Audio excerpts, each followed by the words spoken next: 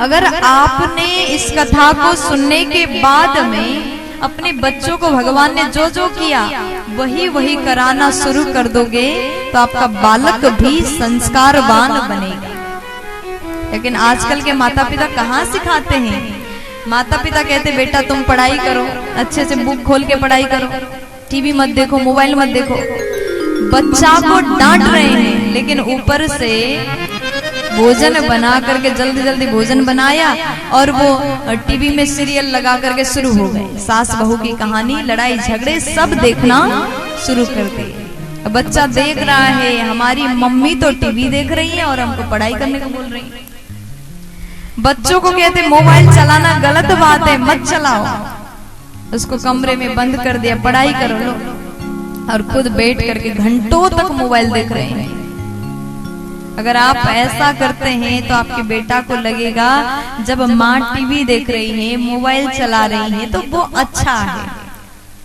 अगर आप सच में चाहते हैं कि हमारा बालक सुधर जाए, संस्कारवान बन जाए, तो स्वयं उस काम को करके दिखाइएगा। अगर आप चाहते हैं कि हमारा बेटा भी भजन पूजन करे तो मंदिर में बैठ के थोड़ी देर भजन पूजन स्वयं भी करिए। बालक के सामने अगर आप चाहते हैं कि हमारा बेटा अच्छा पढ़ाई करे तो आप भी पुस्तक खोल करके बैठ जाओ, रामचरितमानस खोल करके बैठ जाओ, चौपाई पढ़ना शुरू कर दो, तो आपको देख करके उसको लगता है जब हमारे माता पिता कर रहे हैं तो ये काम अच्छा है, इसे हमको भी करना चाहिए। कहते हैं बच्चों के लिए सबसे प्रथम गुरु माँ होती है, क्योंकि माँ ने 9 महीने तक बालक को अपने पेट में रखा होता है। और इसलिए कहा जाता है कि जब आपके गर्भ में बालक है तो उस समय आप क्या कर रहे हैं। जब उस बालक के भीतर प्राण प्रवेश करता है उसके बाद में आप क्या कर रहे हैं, वो भीतर से सुन रहा है, उसको पता है सब। अगर आप बहुत ज्यादा फोन ही चलाते रहते हो तो बच्चा पैदा होगा बहुत फोन चलाने वाला। आजकल के बच्चे इतना मोबाइल क्यों चलाते हैं जानते हैं? क्योंकि कुछ साल से सबके हाथ में स्मार्टफोन है और माताएं 24 घंटे फोन चलाती हैं। अच्छा थोड़ी देर के लिए मोबाइल डिस्चार्ज हो जाए, चार्ज में लगाते हैं तो 1 घंटा, इतना मुश्किल होता है वो 1 घंटा बीतने में। हमको लगता है बार बार जाकर के देते कितना हुआ, 50% हुआ, 70% हुआ, 80 हो गया, थोड़ा और इंतजार करता, 100% हुआ नहीं, जल्दी से निकाले आके फिर देखने शुरू कर दिए। सुबह से शाम तक मोबाइल से विमुख नहीं हो सकते हैं। तो बताइए आपके गर्भ में बालक है, जब पैदा होगा वो उसका हालत भी ऐसा ही होगा, मोबाइल के बिना बिल्कुल रह नहीं पाएगा। लेकिन शास्त्र ने कहा है अगर आपके गर्भ में बालक है तो उस समय अगर आप रामचरितमानस को लेकर के पढ़ते हैं, प्रतिदिन कम से कम 10 चौपाई पढ़ो,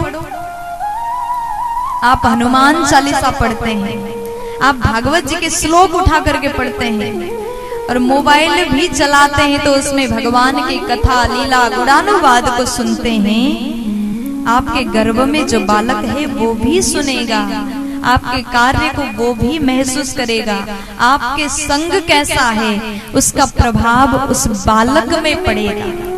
इसलिए कहा है कि माँ ही प्रथम गुरु है।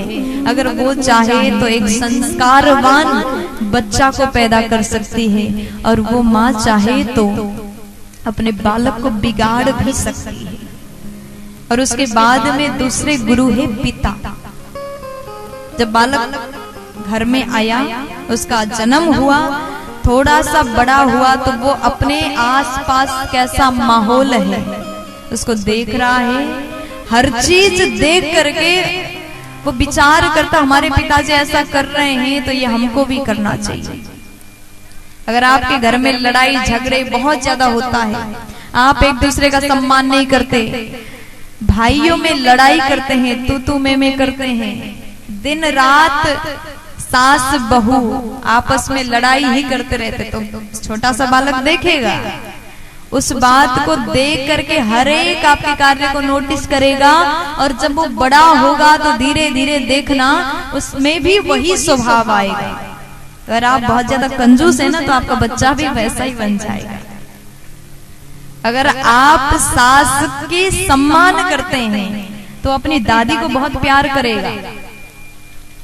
इसलिए बच्चों को प्रेम करना सिखाओ, बच्चों को सुंदर कार्य सिखाइए, कैसे बड़ों का सम्मान करना है, कैसे अपने घर में परिवार के साथ में बात करना है, बात करने का शैली कैसा होना चाहिए, हम जिस शब्द का उपयोग करते हैं हमारे वाणी से कैसा शब्द निकलना चाहिए, बच्चों को सिखाइए।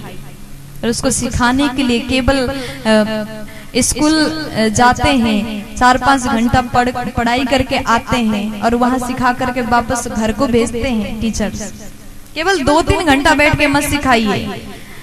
आप बच्चों को सिखाने के लिए 2-3 घंटे मत निकालिए, पूरे दिन भर अपने स्वभाव को दर्शा करके जो सिखाना चाहते हैं उसको अपने जीवन में करके आप दिखाइए, क्योंकि बच्चे आप